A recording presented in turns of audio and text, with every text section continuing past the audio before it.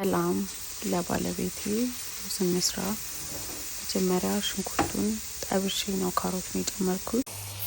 ከዛ በደቃቁ የተከተፈ ቲማቲም ጨምሬያለሁ።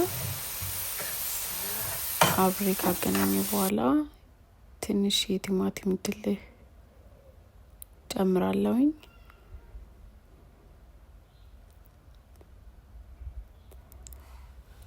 እዚህ ጋር ለቃና የተወሰነ የሶያ ሶስ ጨምራለሁ። ጎን ሩዙን በደንብ አጥቤ ጥጄው ነበረ፣ በደንብ በስሎልኛል። እሱን አንጠብጥቤ ከጨመርኩ በኋላ በማቀላቀል ነው።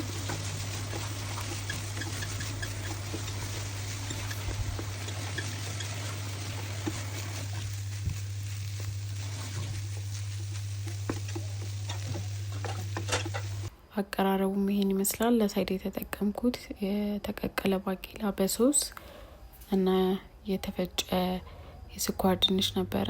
እዚህ ጋር ደግሞ ለእናቴ የወሰድኩት ነው። Thanks for watching. Bye.